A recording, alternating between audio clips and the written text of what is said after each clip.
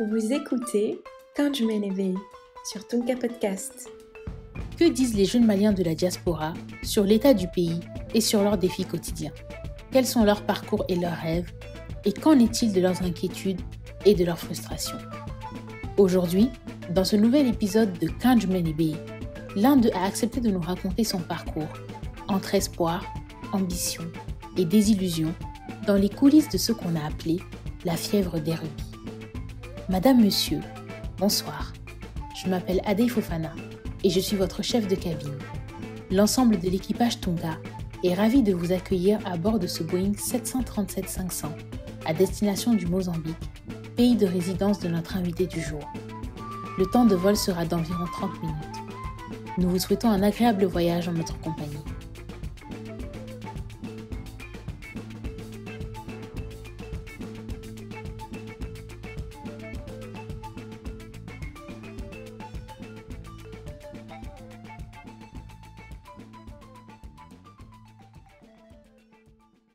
Bonjour Jagger. Bonjour, Ça va? ça va bien et toi? Ça va, Dieu merci. Merci d'avoir accepté cette invitation. Du coup, je vais te demander de te présenter aux auditeurs de Tunka et de nous raconter un peu ton parcours. D'accord, bonsoir, bonjour à tous, dépendant de la position dont vous êtes. Je m'appelle Djageli Silla et communément on m'appelle Jagger. Je suis un jeune Malien, aventurier, je suis au Mozambique. Je suis au Mozambique depuis le mois d'avril 2015, enfin je crois. Et je suis quand même diplômé, j'ai fait des études.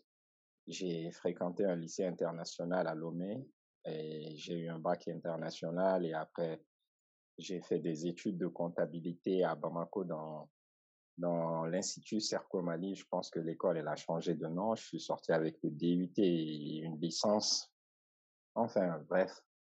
Hum, euh, vous connaissez déjà les conditions dans le pays. C'est pas facile de trouver un emploi et du coup, il y a plein de motifs, quoi. Le chômage, les conditions de vie. Il y a aussi le désir de l'aventure, parfois la situation familiale. Donc, voilà, aujourd'hui, je me retrouve ici. Bon, comme Adé l'a dit dans l'introduction, la folie des rubis, voilà. Donc, le Mozambique, c'est un pays qui regorge beaucoup de pierres précieuses, quoi. Pas que le rubis. Donc, on est là et on tente la chance. Donc, voilà, une brève présentation, si ça peut vous suffire, quoi, voilà.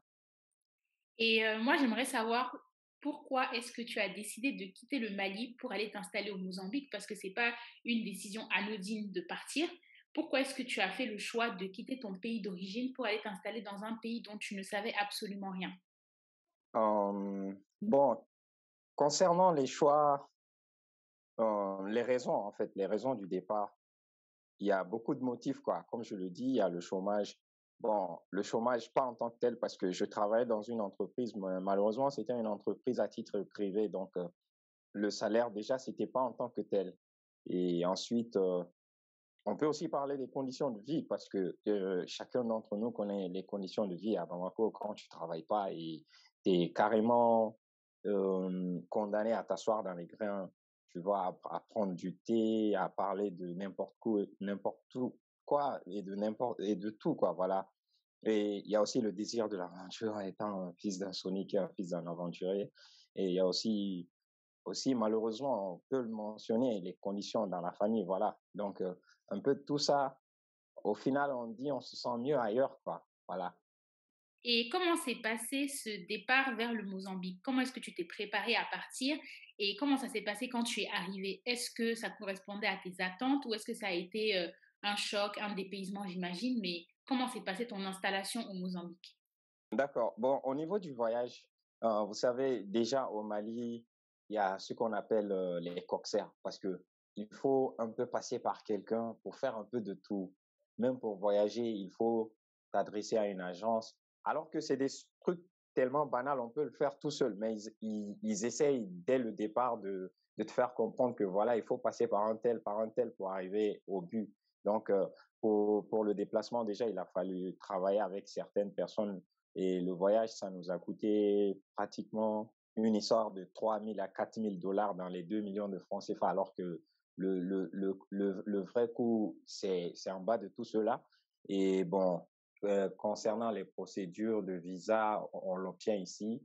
Bon, à l'arrivée, bon, il n'y avait pas tant de désillusion parce qu'on se dit, voilà, on part dans un domaine, dans une mine, carrément, quoi. C'est de l'exploitation et c'est un peu, si on peut le dire, c'est un peu comme les machines à sous, le jackpot. On investit en attendant les pierres en retour. Donc, c'est comme les saisons pluvieuses. Parfois, c'est la pluie. Parfois aussi, le temps est horrible, hein. Donc, c'est carrément une question de chance. Bon, maintenant, on est là. Des fois, ça va, des fois, ça ne va pas. On essaie quand même de joindre les deux bouts. Mais toujours, quand on pense à la situation au pays, on se dit, bah, je suis mieux là où je suis, quoi. Bon, je parle en mon nom, je sais pas pour les autres. Parce que si c'est pour rentrer, ça coûte pas grand-chose, hein. Mais bon, si on ne rentre pas, il y a sûrement déjà le fait d'avoir honte, je sais pas, se dire, bah, je suis allé à l'aventure, je rentre alors que j'ai pas encore réussi, ou ben, je vais rentrer, je vais encore reprendre tout à zéro, ou bien je vais rentrer, ben, je vais encore galérer mieux qu'avant et la galère sera pire qu'avant. Plein de ces choses, quoi. Mais en tout cas, la désillusion dans ce domaine, on ne peut pas en parler. Pas pour l'instant, parce que toujours nous sommes dans la mine et la chance peut tourner, le vent peut tourner à tout moment. Voilà. Alors, tu en as parlé déjà un peu, tu as parlé des mines et j'ai évoqué la fièvre des rubis dans l'introduction. Est-ce que tu peux nous parler un peu plus en profondeur de l'activité que tu exerces au Mozambique? D'accord. Au niveau de l'actualité, nous sommes des hommes d'affaires. Nous sommes des hommes d'affaires, mais précisément, nous travaillons dans les pierres précieuses. Bon, dans le domaine des pierres précieuses, le rubis est qualifié comme parmi les 10 pierres les plus rares et les plus chères, voilà. Mais malheureusement, bon, nous sommes quand même divisés parce que moi, je suis carrément au sud. Bon, la mine de rubis, elle est au nord du pays. Bon, il y a certains compatriotes qui essayent de tenter leur chance, mais malheureusement, la mine, elle est privatisée. Il y a une entreprise internationale, une entreprise israélienne, si je ne me trompe pas, qui exploite la mine avec plus de 200 millions de dollars de coûts d'investissement. Donc, c'est pas facile parce que c'est de l'exploitation illégale, mais quand même, les gens, ils vont, ils tentent leur chance et parfois, avec un coup de chance, on tombe sur le rubis. Mais moi, je suis dans un autre domaine où on parle d'autres pierres précieuses comme tourmaline, aquamarine, morganite, d'autres pierres semi-précieuses encore en zonite. Il y a plusieurs noms. Il y a plusieurs noms. Mais en fait, la situation ici, elle est tellement complexe et compliquée que les étrangers n'ont pas droit à une licence d'exploitation. Donc, la plupart d'entre nous ont fait d'une façon, si je peux me permettre, le black market, le marché noir. Donc, on exploite carrément illégalement et on se dit une fois qu'on gagne le gros lot, on ira faire autre chose. Et pour l'instant, on est là-dessus. Et comment ça se passe avec les autres Maliens qui sont sur place? Est-ce que vous avez réussi à vous intégrer? Est-ce qu'il y a une certaine solidarité du fait que vous partagez à peu près la même aventure? Comment ça se passe là-bas avec la diaspora malienne? Oui, la solidarité, elle est obligatoire ici. La solidarité, elle est carrément obligatoire. En fait, c'est le même mode de vie. On se retrouve, on se rassemble et on recrute les miniers, nos travailleurs. Donc, nous les mettons en condition de travail et eux, ils vont maintenant à la recherche des pierres. Et quand ils reviennent maintenant, ils cherchent leur patron. Bon, c'est pas évident hein, parce que on est dans un monde de jeu carrément parce que le travailleur, il a ce qu'il a en tête, le patron aussi a ce qu'il a en tête. Donc, parfois, le travailleur, à son retour, il change d'idée. Donc, ton effort, ton investissement, tes prières, il les donne à quelqu'un qu'il ne connaît même pas.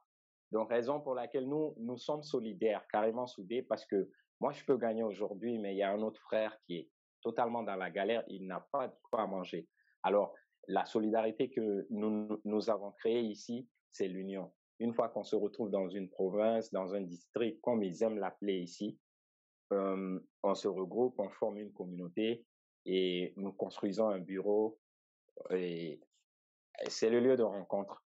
Et c'est non seulement le lieu de rencontre, c'est aussi le lieu de cuisiner ensemble, manger ensemble et aussi faire le business ensemble. Donc, quand il y a un acheteur, il se présente au bureau, ça peut être mes pierres, ça peut être les pierres aussi d'un autre ami qui les vend et qui partage une commission entre tous ceux qui sont présents pour que chacun puisse avoir quelque chose dans la poche.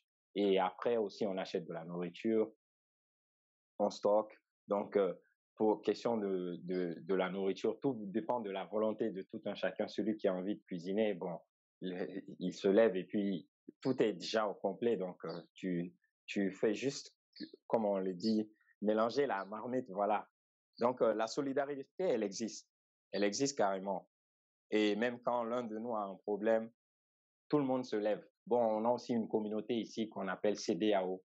Bon, la communauté, elle est, comment dirais-je, elle est, elle est pas trop puissante. On est soudés, mais la communauté, elle est pas trop puissante parce que beaucoup de Maliens ont des problèmes aujourd'hui au Mozambique. Beaucoup de Maliens. Si vous me le permettez, je peux donner quelques exemples. Nous avons des femmes. Bon, enfin, si vous me le permettez, Oui, bien je sûr, ne sais. bien sûr. Ok, On t'écoute. nous sommes vraiment confrontés à un problème de documentation ici. Notre plus grand problème ici, c'est l'immigration. Le problème ici, c'est que la carte de séjour, elle coûte à peu près dans les $2000 pour une année. Et malheureusement pour nous, même avec ce montant, parfois nous avons du mal à avoir ce document. Et nous avons essayé de faire recours aux documents de réfugiés. Déjà que le pays traverse une crise sécuritaire, nous avons essayé de faire recours au titre des réfugiés. Malheureusement, nous n'avons pas pu avoir accès à ce document qui pouvait pourtant nous faciliter la libre circulation ici. Donc, malheureusement, le titre de séjour, il est cher et il n'est pas accessible aussi. Il n'est vraiment pas accessible. Donc, par conséquent, nous avons plein de nos frères, plein de nos sœurs, des femmes mariées qui sont détenues en prison par l'immigration ici au Mozambique.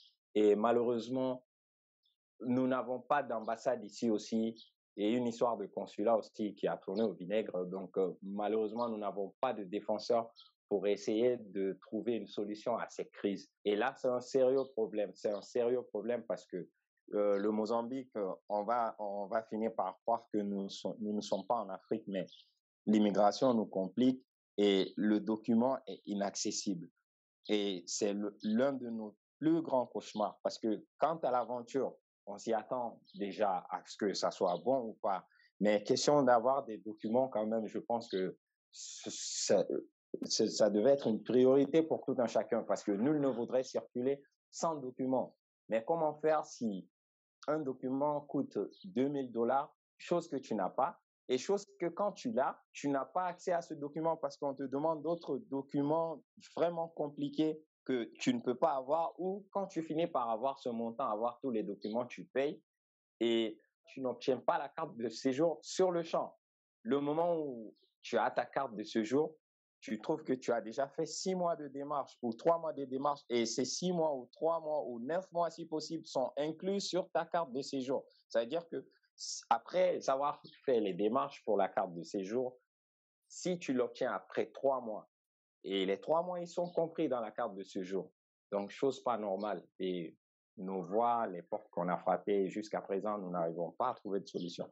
Et présentement, nous avons un vieux Malien, un certain Papa Fofana, qui est en prison. Ça va bientôt faire 2 ans. Et je pense que la communauté a frappé à toutes les portes, mais aucune solution. Et ça, c'est un problème. C'est un sérieux problème.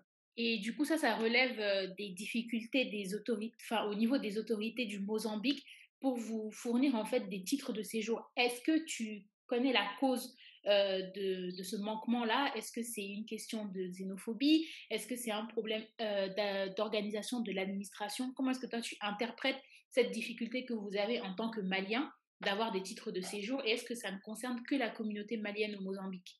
Au fait, ça ne concerne pas que la communauté malienne. Parce que avant, pendant mon arrivée, le document était accessible. Et je crois que j'ai eu à avoir 2 ou 3 fois le visa. Mais je ne sais pas si on peut qualifier de xénophobie parce que les Mozambicains disons, les lusophobes, ce sont des gens qui ne voyagent pas. Ce sont des gens qui ne voyagent pas. Par exemple, au Mali, quand les jours ouvrables, quand vous faites un petit tour devant l'ambassade de France, je sais pas, des États-Unis, vous allez voir la queue. Mais ici, vous pouvez passer devant des ambassades désertes parce que les gens d'ici ne voyagent pas. Le seul pays qu'ils connaissent, peut-être l'Afrique du Sud et les pays limitrophes. Bon, donc, on peut parler un peu de xénophobie parce que le Mozambicain même en question, quand tu lui parles, la première des choses qu'il te tire, c'est étranger ou un étranger. Et parfois, excusez-moi pour le terme, il ajoute merde, c'est-à-dire étranger de merde. Mais c'est pas trop courant parce que quand on est dans les districts, les gens commencent à nous côtoyer et dès qu'ils voient notre mode de vie, de culture, de sociabilité, bon, on s'intègre facilement. Mais il y a quand même le fait que le gouvernement mozambicain, je sais pas, il essaie de réduire la présence des étrangers sur son territoire. Peut-être cela aussi peut s'expliquer dernièrement par la crise sécuritaire qui a frappé le nord du pays avec les frappes terroristes et consorts. En tout cas, il y a plusieurs facteurs. Mais malheureusement pour nous, nous n'avons pas de voix, c'est-à-dire nous n'avons pas d'autorité aussi qui essaye d'atténuer les souffrances qu'on a ici. C'est-à-dire, nous sommes là avec le terme Bambara Baby Babolo. Donc, nous n'avons aucune porte de secours, aucune porte de recours. Quand l'immigration t'arrête, tu négocies par tes propres voies. Malheureusement pour toi, parfois, tu payes le prix de la carte de séjour pour sortir de prison et tu n'as pas droit à cette carte de séjour alors que tu as fait au moins un minimum de 40 jours en prison.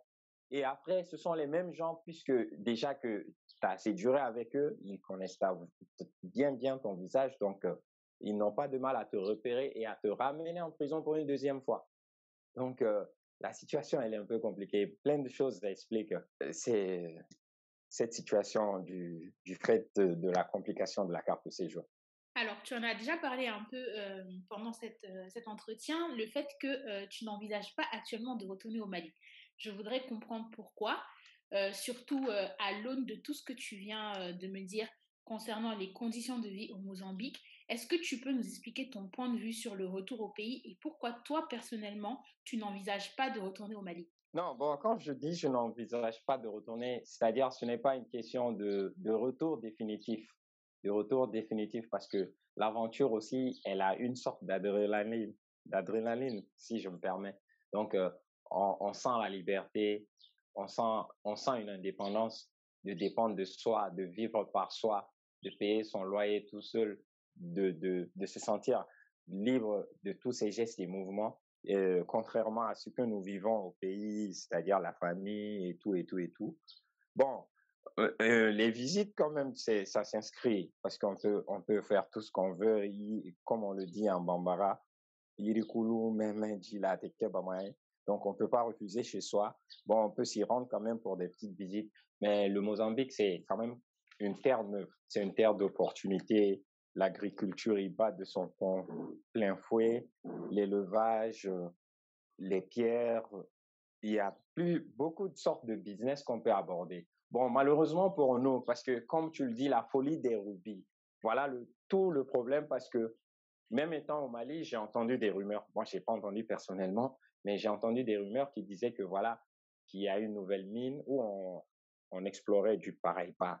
C'est une pierre précieuse aussi et que quelqu'un allait dire sur l'une des radios nationales du Mali que voilà, mais tu as beau être maudit, mais il te suffit juste de te rendre dans cette mine et puis paf, tu deviens quelqu'un. Donc quand le Malien entend ça, déjà avec son désir d'aventure, bah forcément il s'y rend. Et comme je le disais, ici c'est une terre d'opportunités. Les pierres, ça se découvre au fil du temps. Donc l'espoir renaît à chaque fois. Donc on se dit pourquoi ne pas investir ici aussi? Pourquoi ne pas essayer ici, réussir ici, investir ici? Bon, pas totalement rester parce que nous avons quand même vu beaucoup de Maliens qui ont réussi en dehors du Mali. Ils se rendent au Mali, ils visitent la famille et ils retournent là où ils sont. Surtout quand la situation sécuritaire le permet. Et je pense que le problème du terrorisme, le Mozambique est à 2 pas d'éradiquer ce phénomène. Donc, la vie va reprendre son cours normalement, voilà. Bon, question de retour, on va y retourner, on n'a pas le choix. Mais quand même, ce qu'on espère, c'est un coup de chance, voilà, et investir parce que le milieu des pierres aussi, c'est comme je le dis, je le redis, je le disais, c'est comme les machines à sous. Donc, tu mets une pièce parfois et paf, la machine explose. Alors, si les idées sont bien placées, il faut prendre ce capital et aller investir ailleurs pour avoir une rentabilité fréquente. Mais quand on décide de réinvestir dans la machine, elle bouffe tout. Donc, quand on gagne dans les pierres, soit on va faire du commerce, on va faire toute autre chose. Mais on reste pas dans les pierres parce que quand on reste dans les pierres, ce même capital, c'est pour financer les travailleurs qui vont et parfois qui ne reviennent pas. Et même quand ils reviennent les mains vides. Et même quand ils reviennent avec quelque chose, la probabilité que ça soit pour toi, elle n'est pas garantie en fait. Elle n'est pas garantie parce que le travailleur a toujours son idée dans la tête. Il peut prendre de l'argent chez toi, à son retour, il vend la pierre ailleurs. Et quand il te dit, boss, je n'ai rien eu, c'est pas un détecteur de mensonges pour dire que ouais, c'est pas vrai, tu as eu des pierres, non. Ta seule et unique chance dépend de ceux qu'il t'amène. Et parfois, il t'amène des choses qui valent pas la peine. Et parfois aussi, c'est la surprise. Hein. Et ça arrive. Et c'est arrivé, donc l'espoir y est. Alors, on arrive à la fin de cet entretien et c'est une question que je pose à tous les invités qui passent dans Kanj Meibe. Je voudrais savoir quel est le message que tu souhaites adresser à la jeunesse malienne du pays et de la diaspora. À la jeunesse, je dirais, ne baissons pas les bras parce que le monde aujourd'hui, il appartient à la jeunesse. Hein. Et partout, lorsqu'on se rend dans les administrations, partout aujourd'hui, c'est les jeunes, les hôpitaux, dans la police, le professorat, c'est-à-dire tout est entre la main de la jeunesse. Alors, il ne faudrait pas qu'on sombre parce qu'il y a la drogue, il y a beaucoup de choses. Donc, il faut que la jeunesse reste consciente, éveillée et soudée. Et le défi, il est grand. Le défi, il est énorme. Restons concentrés, restons soudés, restons déterminés. En bref, quoi, voilà. Merci beaucoup, Jagger. Je vous en prie. Ainsi s'achève ce deuxième épisode de Kanj Meibe. Comme Jagger, plusieurs jeunes Maliens tentent leur chance dans l'univers des pierres précieuses, avec l'espoir qu'un jour, la chance leur sourisse. Entre l'adrénaline et les tourments de l'aventure, cet entretien raconte aussi les défis d'une jeunesse malienne qui vit hors du pays, les obstacles administratifs à l'intégration, mais aussi et surtout ce sentiment qu'on a plus ou moins toujours de ne jamais totalement être chez soi.